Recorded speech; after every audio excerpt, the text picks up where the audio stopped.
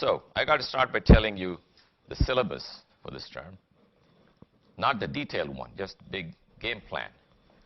The game plan is we will do electromagnetic theory. Electromagnetism is a new force that I will introduce to you and go through all the details. And I will do optics. And optics is part of electromagnetism. And then near the end, we will do quantum mechanics. Now, quantum mechanics is not like a new force. It's a whole different ballgame. It's not about, what forces are acting on this or that object that make it move or change its path. The question there is, should we be even thinking about trajectories? Should we be even thinking about particles going on any trajectory? Forget about what the right trajectory is. And you will find out that most of the cherished ideas get destroyed. But the good news is that you need quantum mechanics only to study very tiny things, like atoms or molecules. Of course, the big question is, where do you draw the line? How small is small? Some people even ask me, do you need quantum mechanics to describe the human brain? And the answer is yes, if it is small enough.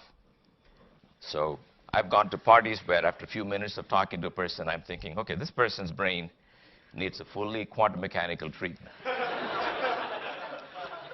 But most of the time, everything macroscopic, you can describe the way you do with Newtonian mechanics or electrodynamics. You don't need quantum theory.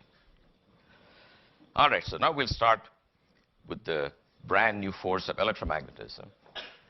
But before doing the force, I got to remind you people of certain things I expect you all to understand about the dynamics between force and mass and acceleration that you must have learned last term. But I don't want to take any chances. I'm going to start by reminding you how we use this famous equation of Newton.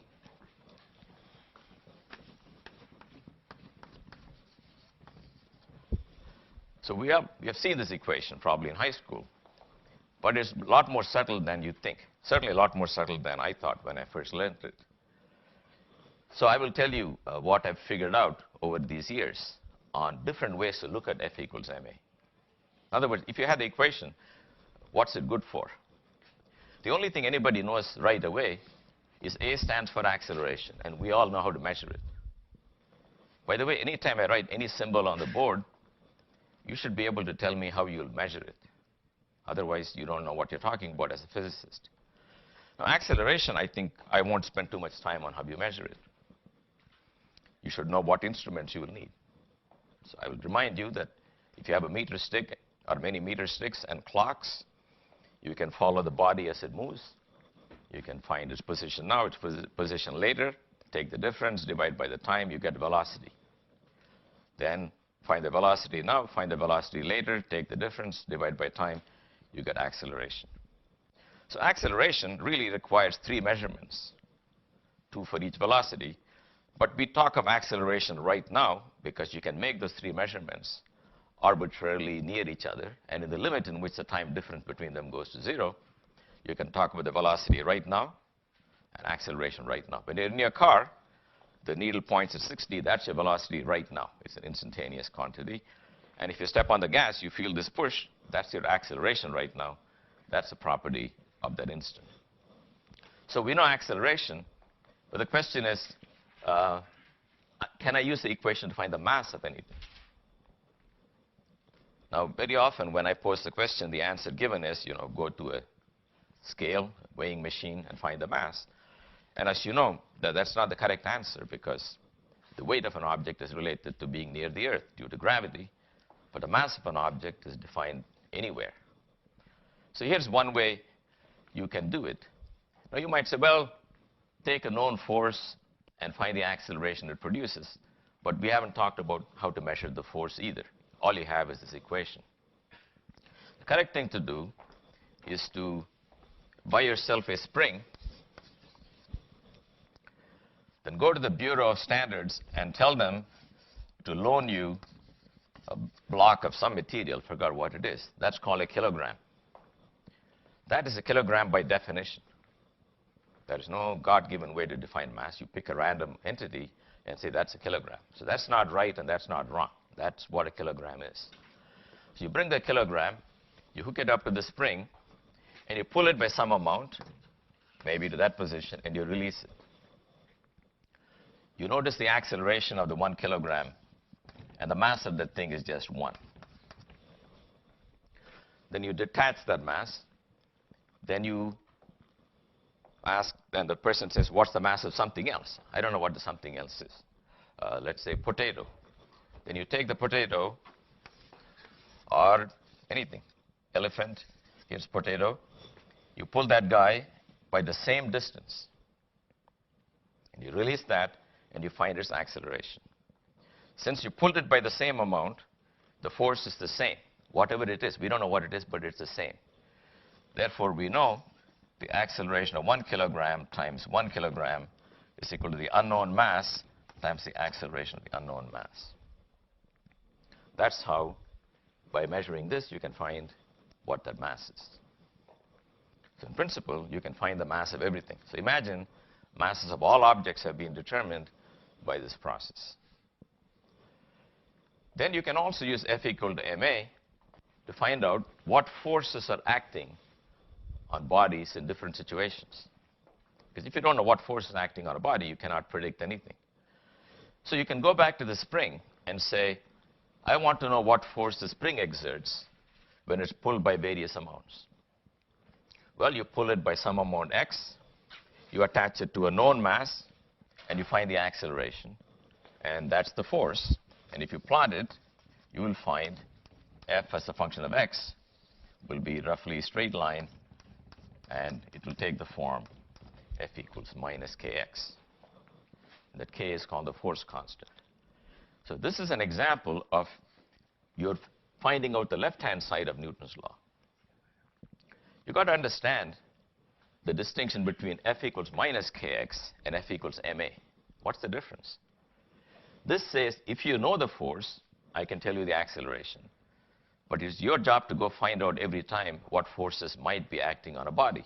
If it's connected to a spring, and you pull the spring and it exerts a force, someone's got to make this measurement to find out what the force will be. All right, so that's one kind of force. Another force that you can find is if you're near the surface of the earth, if you drop something, it seems to accelerate towards the ground. And everything accelerates by the same amount, g. Well, according to Newton's laws, if anything is going to accelerate, it's because there's a force on it.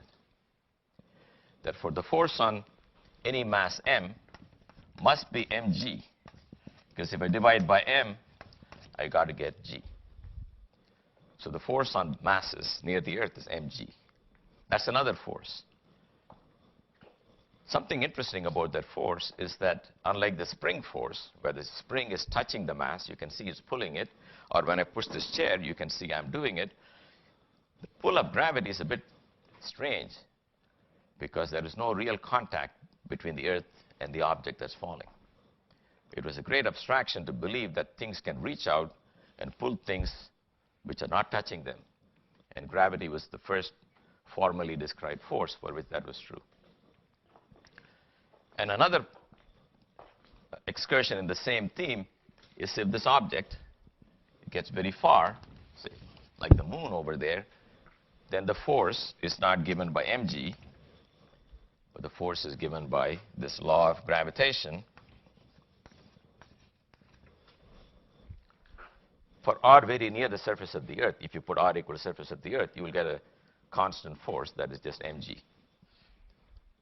But if you move far from the center of the earth, you've got to take that into account, and that's what Newton did, and realized the force goes like 1 over r squared. So every time things accelerate, you've got to find the reason, and that reason is the force. Many times, many forces can be acting on a body, and if you put all the forces that are acting on a body, and that explains the acceleration, you're done, but sometimes it won't. That's when you have a new force. And the final application of F equals ma is this one. If you knew the force, for example, on a planet, I mean, here's a planet going around the sun, and it's here. This is the sun, and you know the force acting on it, given by Newton's law of gravity. You can find the acceleration that'll help you find out where it'll be 1 second later, and you repeat the calculation, you will get the trajectory. So F equals ma is good for three things. That's what I want you to understand. To define mass, to calculate forces acting on bodies by seeing how they accelerate, and finally, to find the acceleration of bodies given the forces. This is the cycle of Newtonian dynamics. And what I'm going to do now is to add one more new force, because I'm going to find out that there is another force not listed here. I'm going to demonstrate to you that new force. Okay? Here's my demonstration. The only demonstration you will see in my class, because everything else I've tried generally failed. But this one always works. So I have here a piece of paper. Okay? Then I take this trusty comb, and I comb the part of my head that's suited for this experiment. Then I bring it next to this, and you see, I'm able to lift that.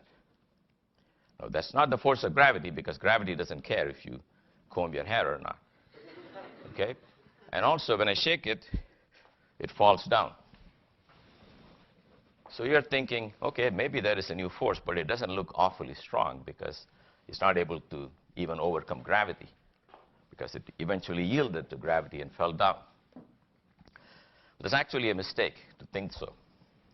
In fact, this new force that I'm talking about is 10 to the power 40 stronger than gravitational force.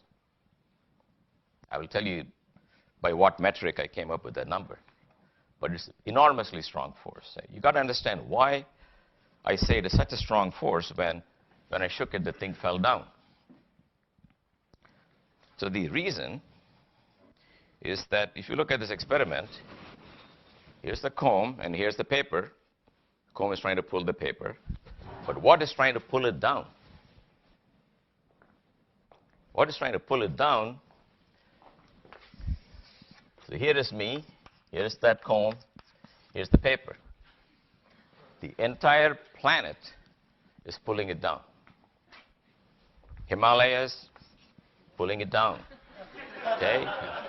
Pacific Ocean, pulling it down. Bin Laden sitting in his cave, pulling it down. Everything is pulling it down. Okay? I'm one of these people generally convinced the world is acting against me, but this time I'm right.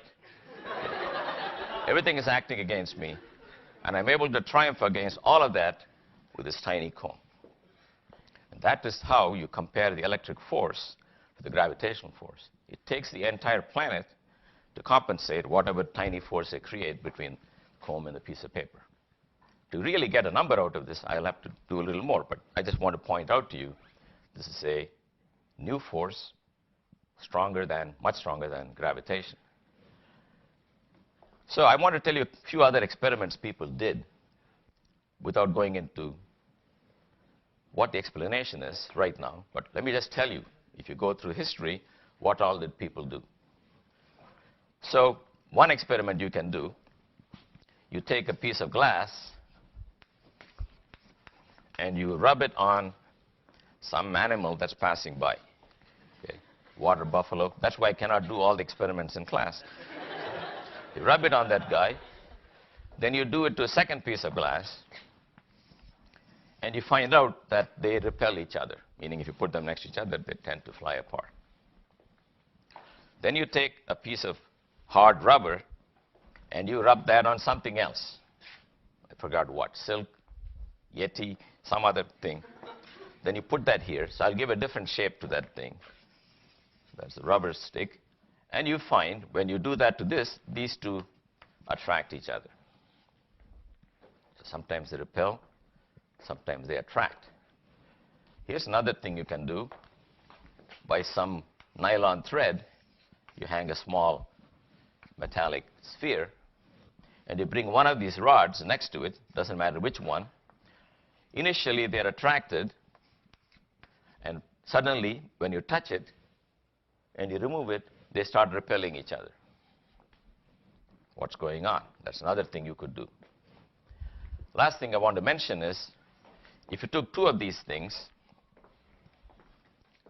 which are repelling each other, let's say. Let's say they're attracting each other, like this.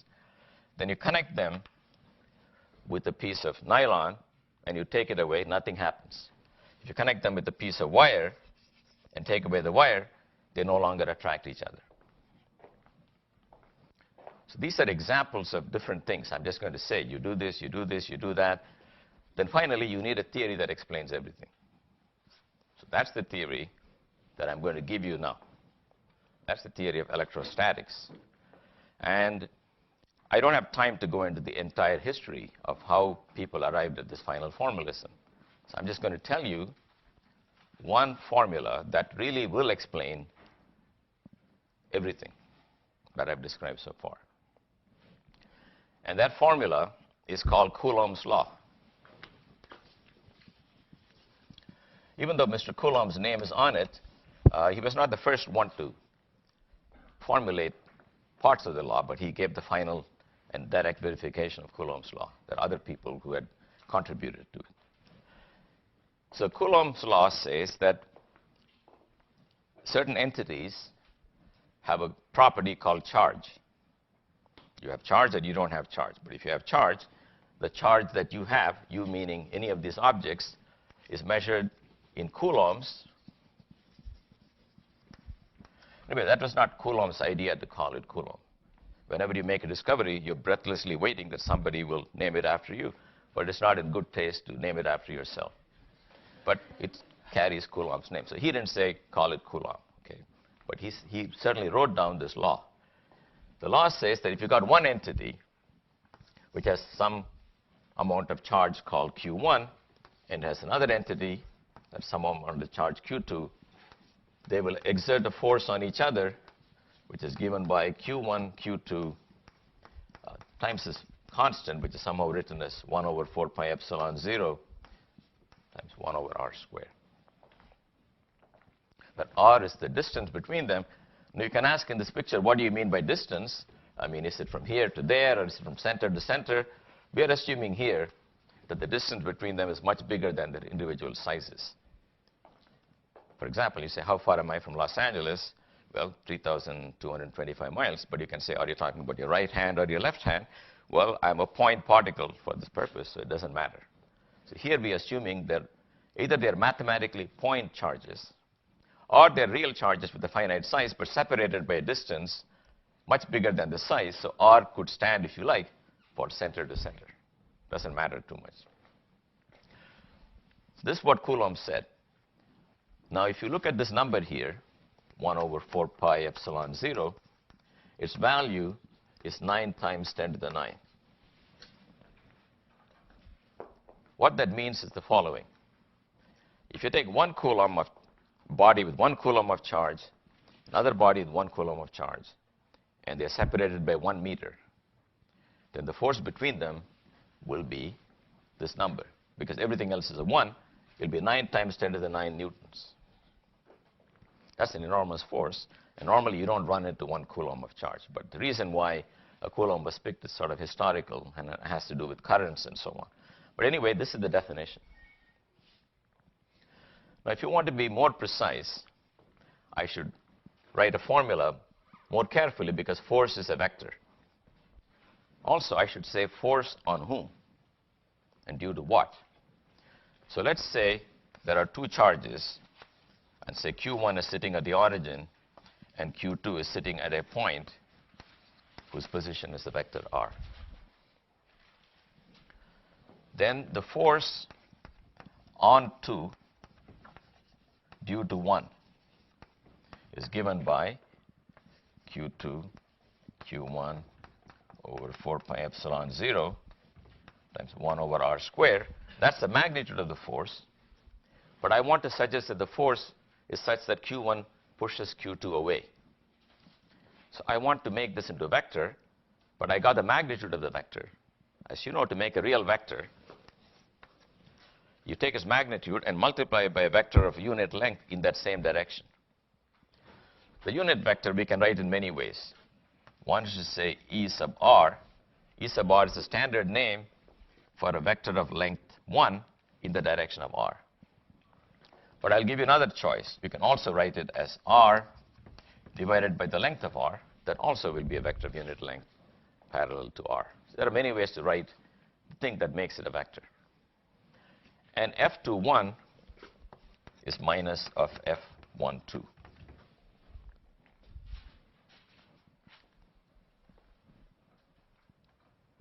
Now, how do we get attraction and how do we get repulsion? We get it because Q1 and Q2, if they're both positive, and if you use the formula, you will find they repel each other. But if they're of opposite signs, you'll do the same calculation, but you'll put a minus sign in front of the whole thing. That'll turn repulsion into an attraction. So you must allow for the possibility that Q can be of either sign. Q can also be 0. There are certain entities which don't have any electric charge, so if you put them next to 1,000,000 coulombs, nothing happens. So some things have plus charge, some things have minus charge, some things have no charge. But they're all contained in this Coulomb's law. Now, again, skipping all the intermediate discoveries, I want to tell you a couple of things we know about charge. First thing is, Q is conserved. Conserved is a physics term for saying does not change with time. For example, when you say energy is conserved, it means particles can come and collide and do all kinds of things, but if you add that energy before, you will get the same answer afterwards. Whenever that happens, the quantity is conserved. The claim is electrical charge is conserved. So electrical charge may migrate from A to B or B to A, but if you add up the total charge, say in a chemical reaction or in any process, including in big particle accelerators, where things collide and all kinds of stuff come flying out, the charge of the final products is always equal to the charge of the incoming products. But charge conservation needs to be amended with one extra term, extra qualification. It's called local. Suppose I say the number of students in the class is conserved. That means you count them any time, you got to get the same number. Well, here's one possibility. Suddenly, one of you guys disappears and appears here at the same instant. That's also consistent with conservation of student number because the number didn't change. What disappeared there appeared here. But that is not a local conservation of charge because it disappears in one part of the world and appears in another one. And it's not even a meaningful law to have in the presence of relativity. Can any of you guys think of why that might be true? Why charge disappearing somewhere and appearing somewhere else cannot be a very profound principle? Yes? Yep. Well, if it's in the same instant disappearing from one place and appearing in another place, it's traveling faster than light. Well, we don't know that it was the same thing that even traveled. It may not have traveled. It may even be. No, here's another thing. Suppose an electron, suppose a proton disappears there and a positron appears here. That still conserves charge, but we don't think that the proton traveled and became the positron, right? So it is not that it has traveled. You're right. I think I hadn't thought about that. It's a good point that it implies it traveled infinitely fast. But that's not the reason you object to it. Yep? It's not necessarily simultaneous. That is the correct answer. His answer is it is not simultaneous in every frame of reference. You must know from special theory that if two events are simultaneous in one frame of reference, if you see those same two events in a moving train or plane or anything, they will not be simultaneous. Therefore, in any other frame of reference, either the charge would have been created first and then after a period of time reappeared somewhere, destroyed somewhere and appeared after a delay. Or the appearance could take place before the destruction. So suddenly you got two charges. So conservation of charge, which is conserved non-locally, cannot have a significance except in one frame of reference. But if you believe that all observers are equivalent and you want to write down laws that make sense for everybody, it can only be local. So electrical charge is conserved and it is local, locally conserved. In other words, stuff doesn't just disappear, stuff just moves around. You can keep track of it, and if you add it up, you get the same number.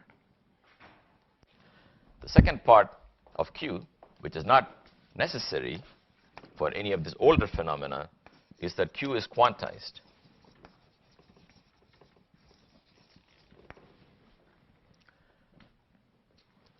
That means the electrical charge that we run into does not take a continuum of possible values. For example, the length of any object, you might think, at least in classical mechanics, is any number you like. It's a continuous variable. The electric charge is not continuous. As far as we can tell, all the charges we have ever seen are all multiples of a certain basic unit of charge, which turns out to be 1.6 times 10 to the minus 19 coulombs. Every charge is either that or some multiple of it. Multiple could be plus or minus multiple. So charge is granular, not continuous. Okay, so I'm going to give you a little more knowledge we have had since the time of Coulomb that sort of explains these things.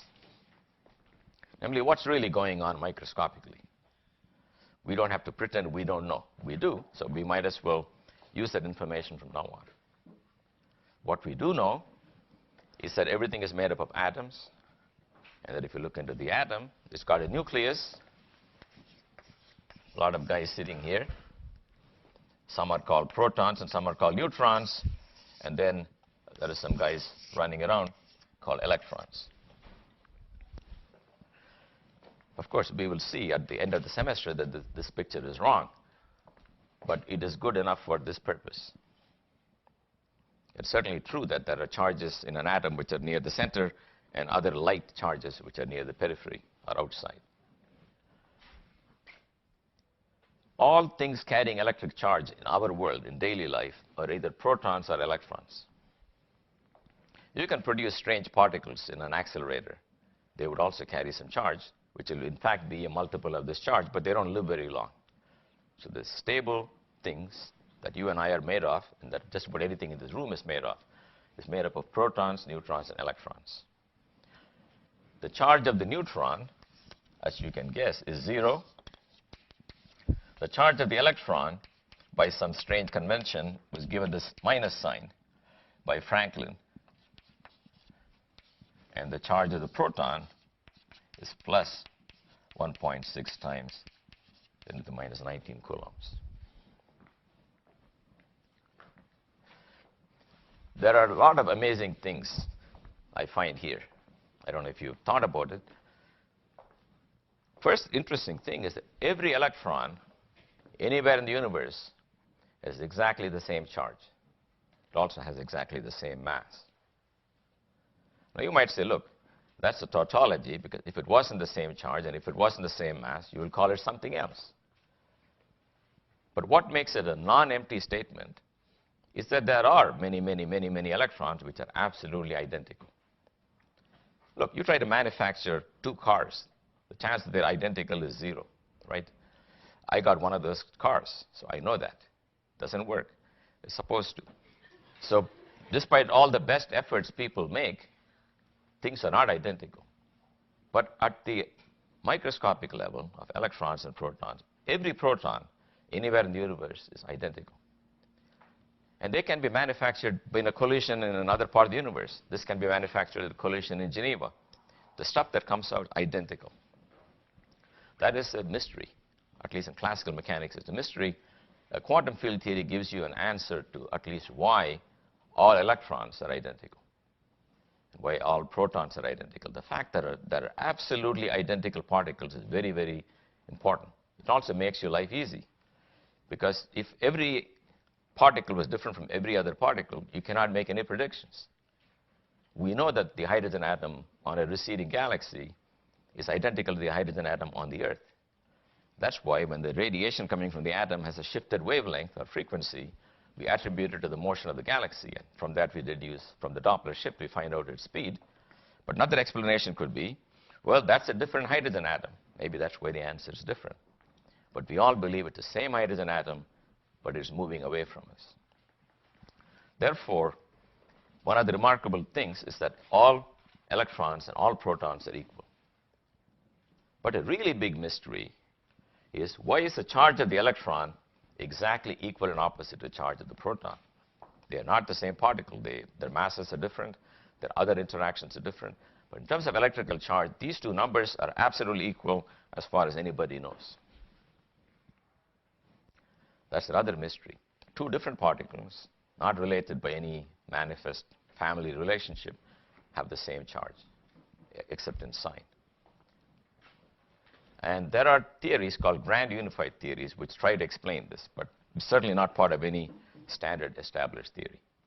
But it's key to everything we see in daily life, because that's what makes the atom electrically neutral. Okay, now we can understand the quantization of charge, because charge is carried by these guys, and these guys are either there or not there, so you can only have so many electrons. You cannot have a part of an electron or part of a proton. Now, let's try to understand all these experiments in terms of what we know. First of all, when you take this piece of glass and you rub it, the atoms in glass are neutral. They got equal number of protons and electrons. But when you rub it, the glass atom loses some electrons to whatever you rubbed it on.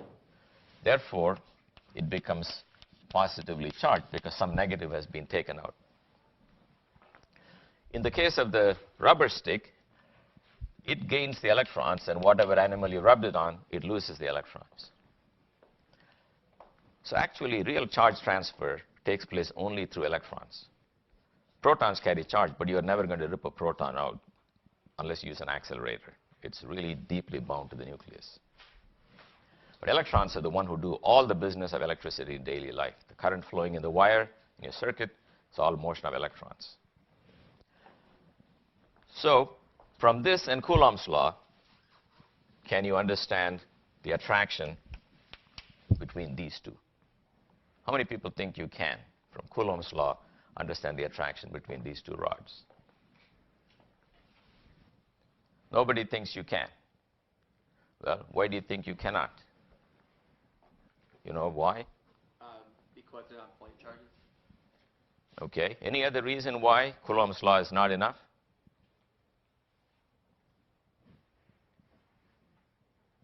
Well, how will you apply Coulomb's law to understand the attraction between these two rods? What will you have to do? You'd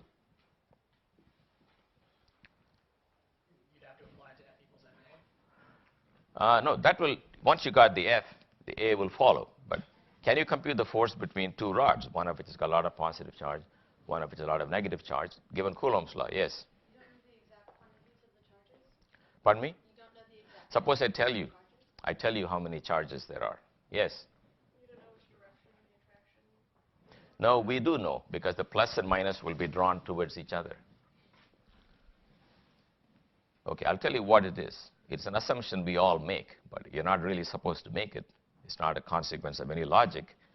Coulomb's law talks about two charges, 2-point charges.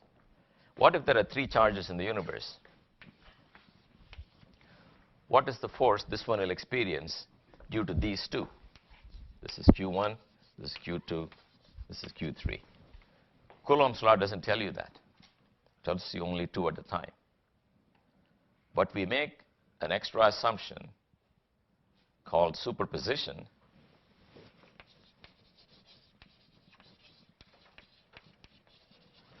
which says that if you want the force on 3, when there is Q1 and Q2, you find the force due to Q2, and you find the force due to Q3, and you add them up.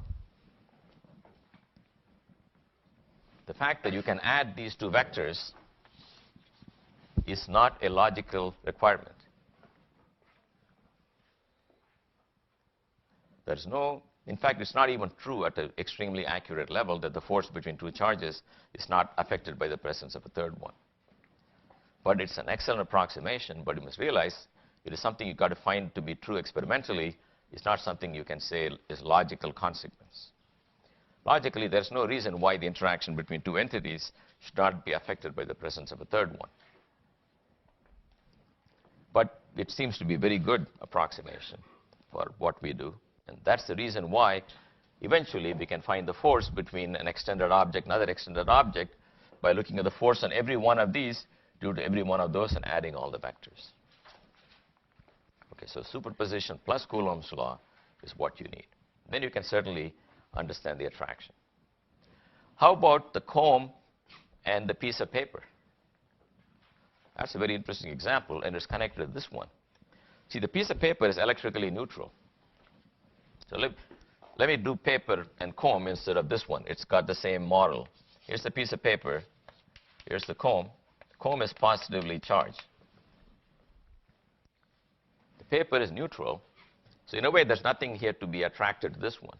But if I bring it close enough, there are equal amount of positive and negative charges. But what will happen is the negative charges will migrate near these positive charges from the other end, leaving positive charges in the back.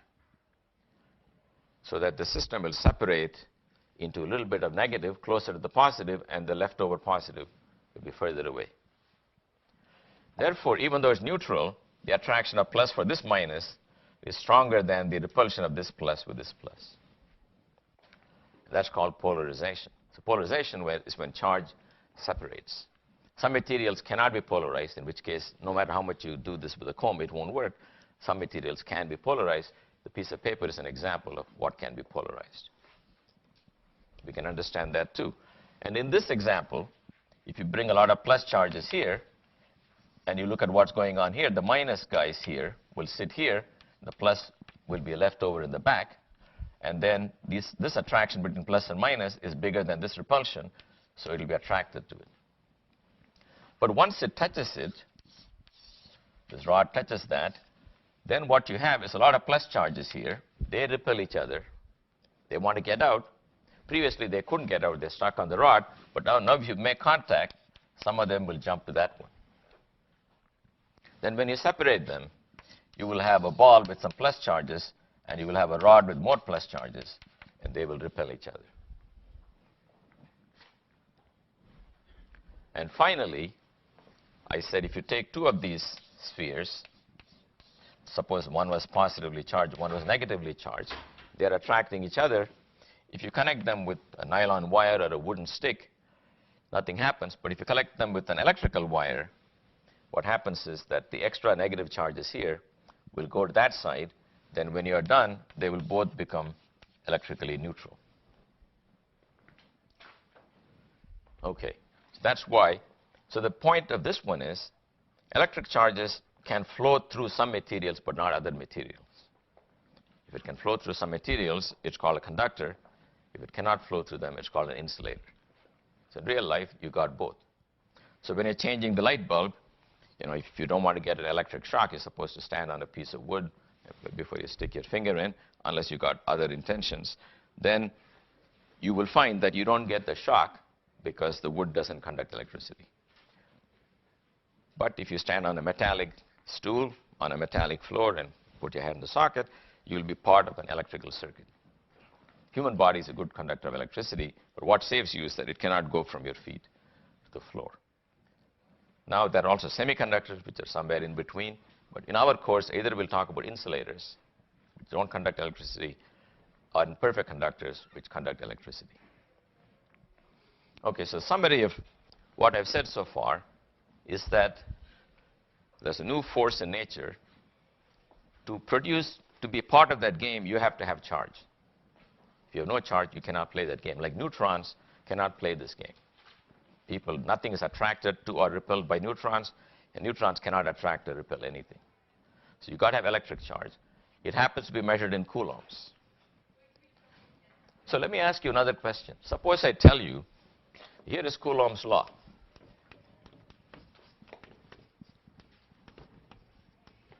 Let me just write the number, 1 over 4 pi epsilon 0. How are you going to test that this law is correct? Okay, I'm giving you a bonus. You don't have to discover the law. I'm giving you the law. All you have to do is to verify it. And don't use any other definition other than this law itself. How will you know it depends on Q1 and Q2 in this fashion? How will you know it depends on R in that fashion? That's what I'm asking you. Can anybody think of some setup? Some experiments you will do?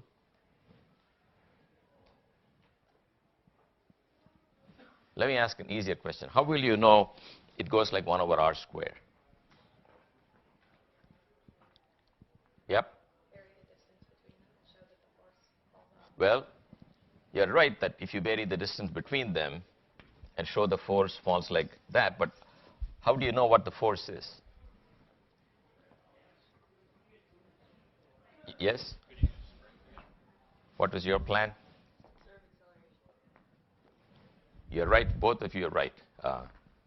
You can maybe hold this guy fixed and let this go and see how it accelerates. And if you knew the mass of this guy, then you know the force.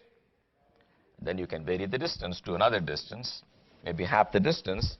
At half the distance, if you get 4 times the force, you verified 1 over R squared law. Other one is with a spring. You can take a spring, say maybe there are 2 metals, uncharged objects.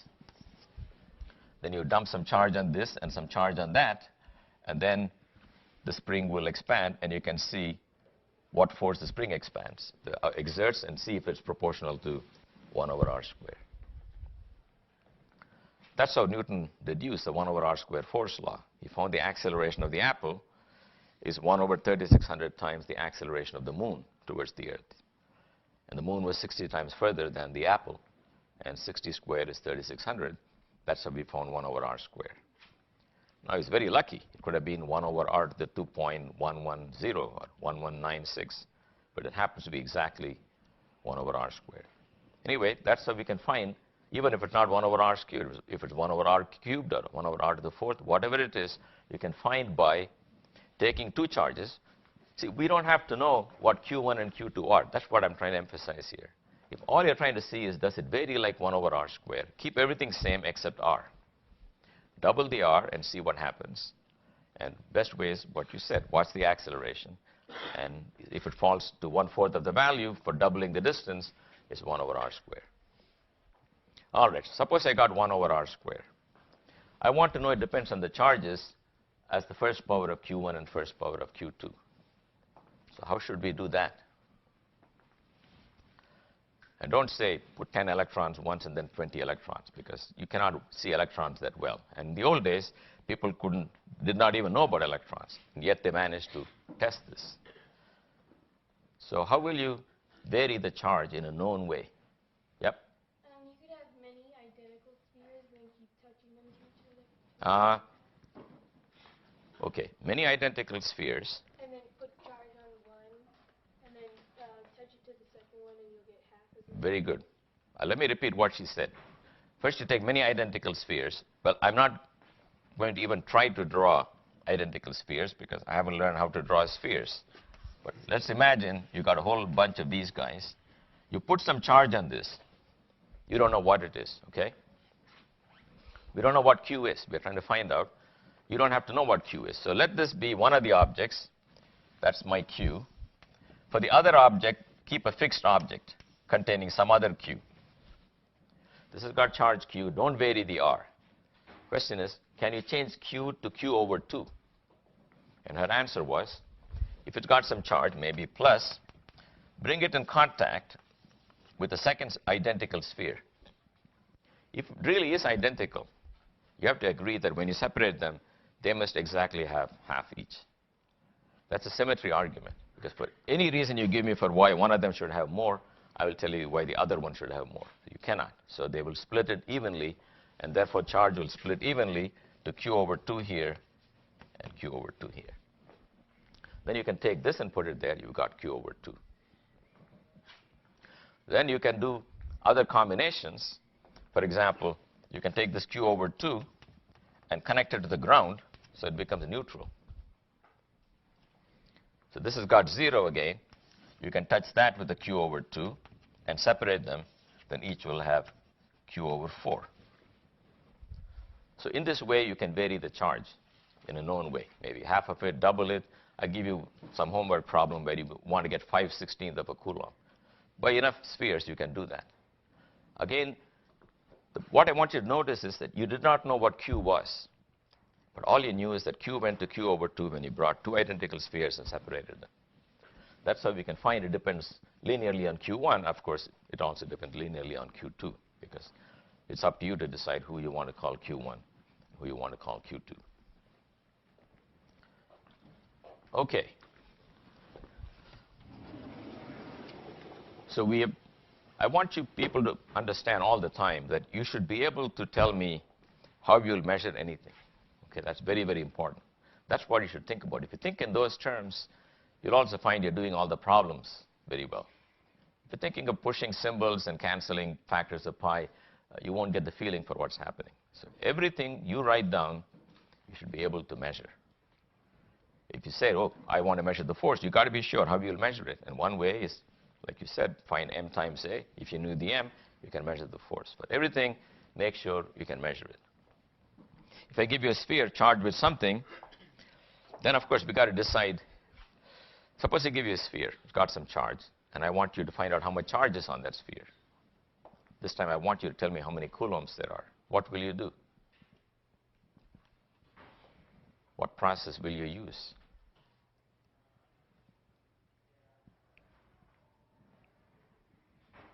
Well, then you have a problem, because you are not able to figure out whether, if I tell you here's an object, it is 3 meters long, you can test it, because you'll go and bring the meter stick from the Bureau of Standards and measure it 3 times. I'm asking you, if I give you a certain charge and say how much charge is there, by what process can we calibrate charges? Yep. Put it in the vicinity of a reference charge and measure the acceleration. That's correct. If you knew one standard charge, somehow or other, you knew its value, then bring the unknown one next to it, put it at a known distance, right? You know the r, you know the 4 pi, you know the epsilon. You find the force, you can find this charge. So all we need to know is how to get a reference charge, right? So how do I know something has a coulomb? How do I get 1 coulomb of charge, just to be sure? You know what you could do? Because you haven't defined yet the reference, right? So you should think about how will I get a coulomb charge, or any other charge. So I could take these 2 spheres that she talked about, each with the same charge q. We don't know what it is. I put them at 1 meter distance, and I measure the force, namely how hard should I hold one from running away to the other one. Once I got the force, the only thing unknown in the equation is q times q. I know r, I know 1 over 4 pi epsilon, I can get q. So every time you write something, think about how you will measure it, because in that process, you're learning how the physics is done. If you try to avoid that, you'll be just juggling equations, and that doesn't work for you, and that doesn't work for me. Anybody who wants to do good physics should be constantly paying attention to the physical phenomenon and not to the symbols that stand for physical objects. All right. The final thing I want to do in this connection is to give this number I mentioned, F gravity over F electric. I said gravity is 10 to the minus 40 times weaker. Well, you have to be precise on how you got the number. See, it's not like selling toothpaste, where you can say it is 7.2 times whiter. I don't know how those guys measure whiteness in a unit with 2 decimal places. But, you know, that's a different game. It's not subject to any rules. But here, you have to say how you got the number. In what context did you make the comparison? It turned out the answer does depend on what you chose. There'll be some variations, but those tiny variations are swamped by this enormous ratio I will get. So what you could do is take any 2 bodies and find the ratio of gravity to electric force. One option is to take 2 elementary particles, whichever 2 you like. So I will take an electron and a proton, but you can take electron and a positron, or proton and a proton, doesn't matter. These 2 guys attract each other gravitationally and electrically. So I will write the force of gravitation, which is g, mass of the proton, mass of the electron, over r squared, divided by q electron, q proton, over 4 pi epsilon 0, times 1 over r squared. Notice in this experiment, in this calculation, r squared does not matter.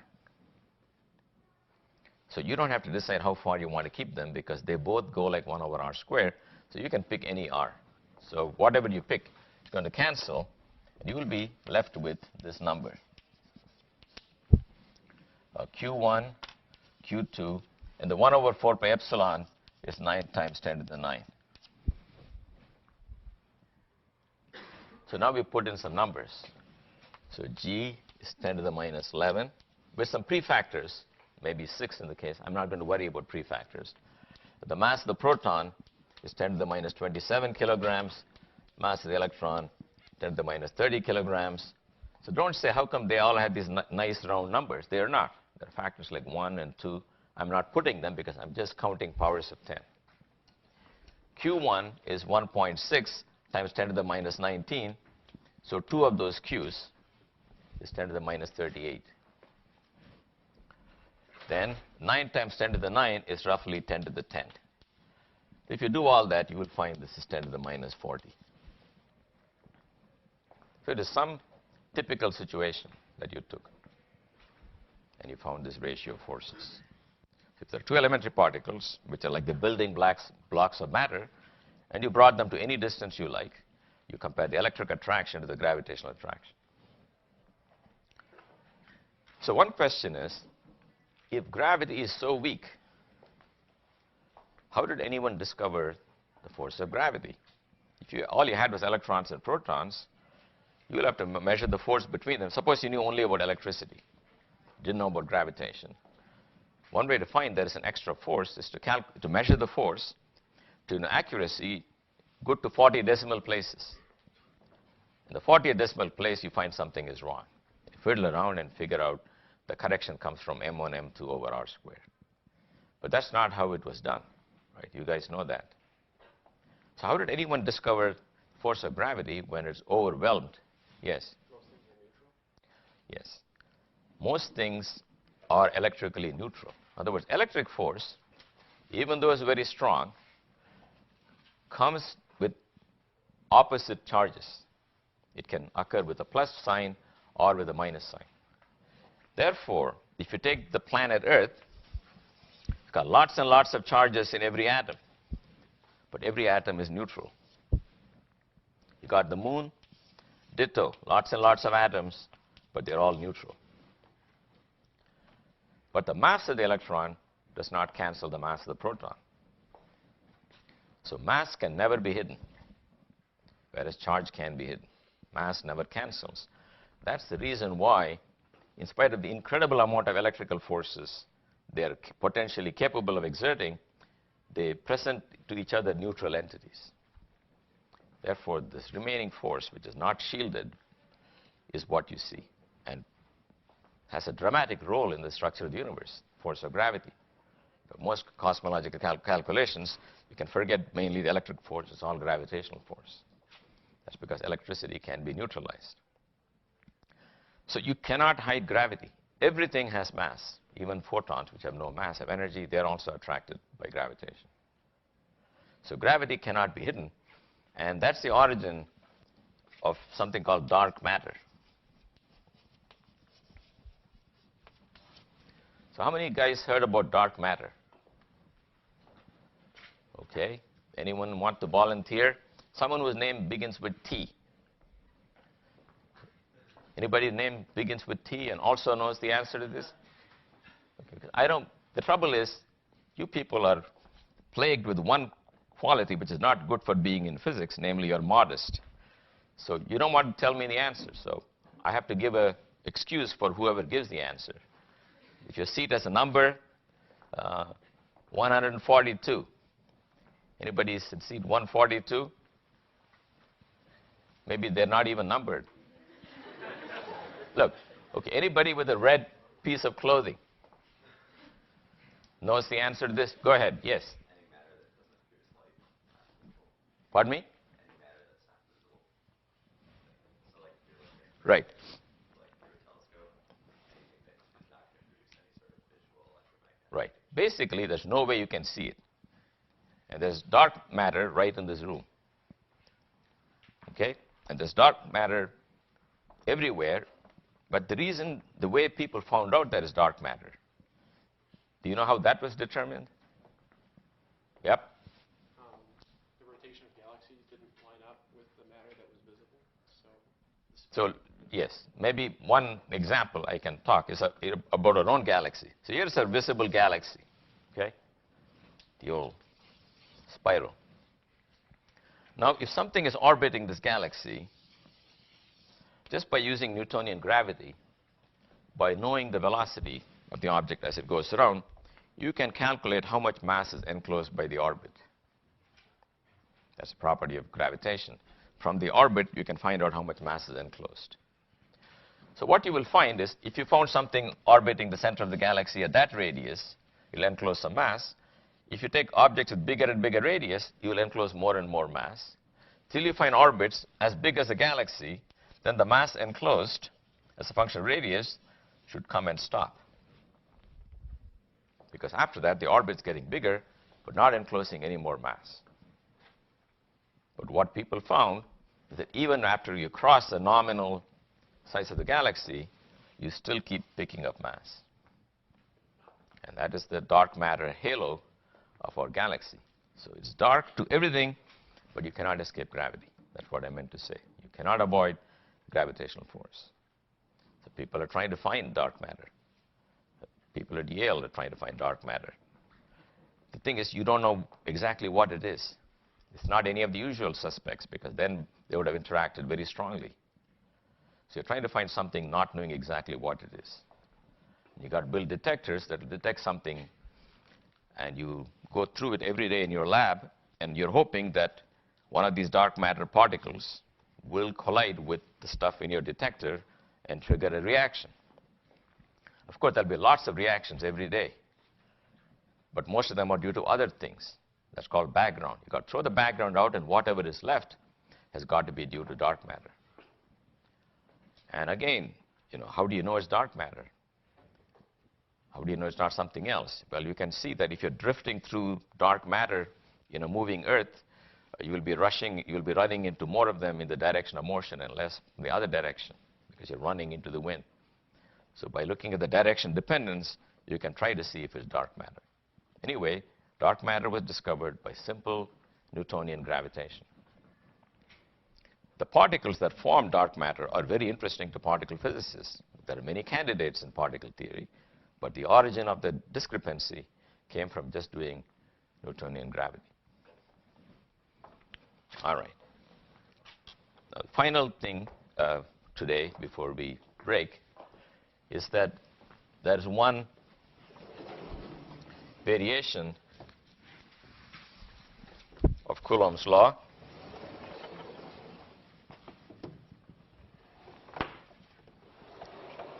By the way, I do not know your mathematical training and how much math you know. So you have to be on the lookout. So if I write something that looks very alien to you, you got to go take care of that. In particular, how to do integrals in maybe more than one dimension. Anyway, what I wanted to discuss today is the following. We know how to do Coulomb's law due to any number of point charges. So if you put another charge Q here, you want the force on this guy due to all these. You draw those lines, you take the 1 over r squared due to that, 1 over r squared due to that, add all the vectors. That's very simple. But we will also take problems where the charge is continuous. So here's an example. Here's a ring of charge. The ring has some radius. You pick your radius, r, and the charge on it is continuous. It's not discrete. Or it could be in real life, everything is discrete, but to a coarse observer, it will look like it's continuous. So we can draw some picture here. Charges all over the ring, and lambda is the number of coulombs per meter. That means if you snipped 1 meter of the wire, it'll have lambda coulombs in it. And you want to find the electric force on some other charge Q due to this wire. So you cannot do a sum, and you have to do an integral. That's what I'm driving at. Now I'm going to do one integral, then we'll do more complicated ones later. So I want to find the force on a charge q here. So what I will do is I will divide this into segments, each of length, say, dl. Then I will find the force of the charge here, df. I will add the forces due to all the segments. Now, force of this segment will be the charge. This segment is so small, you can treat it as a point charge. And the amount of charge there here is lambda times dl. That's the q1. The q2 is the q I put there. Then there's a 4 pi epsilon 0 r square. R square will be this distance z times this radius r, will be, maybe I shouldn't call it r, let me call it capital R. And it's r square plus z square. That's the distance. But now that force is a vector, it's pointing in that direction. But I know that the total force is going to point in this direction, because for every guy I find in this side, I can find one in the opposite direction pointing that way. So they will always cancel horizontally. The only remaining force will be in the z direction. So I'm going to keep only the component of the force in the z direction. I denote it by df in the z direction. For that, you have to take this force and multiply by cosine of that theta. I hope you know how to find the component of a force in a direction. It's the cosine of the angle between them. That angle is equal to this angle. And cosine of this is z divided by r squared plus z squared under root. That is the df due to the segment. And the total force in the z direction is the integral of this. And what's that integrate? Lambda, q, all these are constant. R, z, everything is a constant. You have to add all the dl's. If you add all the dl's, you will get the circumference. In other words, this is going to be lambda q z divided by 4 pi epsilon 0 r squared plus z squared with 3 over 2 integral of dl. Integral of dl is just 2 pi r. In other words, every one of them is making an equal contribution, so the integrand doesn't depend on where you are in the circle, so you're just measuring the length of the circle. So that's the answer. The force looks like lambda times 2 pi r. What is that? Lambda is the charge per unit length. That times the length of the loop is the charge on the loop. This is the charge you're putting there. It's divided by 4 pi epsilon 0 divided by r squared plus z squared, the 3 over 2. That's an example of calculating the force, which will be in this direction. Now, once you've done this calculation, you may think maybe I missed a factor of pi or factor of e, something. Can you think of a way to test this? What test would you like to apply to this result? Yep. We're going to put the z equal to 0 and have it in the middle. There should be no forces on it. Very good. What he said is, if you pick z equal to 0, you're sitting in the middle of the circle, and you're getting pushed equally from all sides, and you better not have a force, and that's certainly correct. This vanishes when z goes to 0. Anything else? Any other test?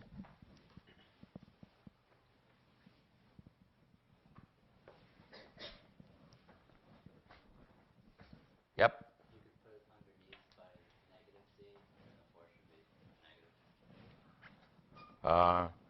Yes, it will point down and be negative. That's correct. But how about the magnitude of the force itself, rather than just the direction? Yep. As you go infinitely far away, it should look like a point card. Yes. If you go very, very far, someone's holding a loop. You cannot see that it's even a loop. It's some tiny speck, and it should produce the field. So what field should it produce? It should produce the Coulomb force, Q1, Q2, over 4 pi epsilon 0 times distance square. And when z is much, much, much bigger than r, this is 1 kilometer, this is 2 inches, you forget this, you get z squared to the 3 over 2 is then z cubed, that means the whole thing here reduces to 1 over z squared, and it looks like the force between 2 point charges. So I would ask you, whenever you do a calculation, to test your result. Okay, before going, I got to tell you something about those who come late. I realize that you guys come from near and far. So when you come late, let me give you my preference for doors. Okay, door number 1 is that one. That's the least problematic. Door number 2 is this one, because in the beginning of the lecture, I'm usually on that side of the board, so you guys can come in. Door number 3 is that one, where Jude is taking the picture. But do not stand in front of the camera and contemplate your future. If you do, I will make sure you don't have a future. Okay? So don't do that. If you come fashionably late, never come through that door. Maybe this one. In fact, if you come through that door, because I've read this side of the board, you're very, very late. So I think you should take the day off and start fresh next time. All right. Okay. Thank you.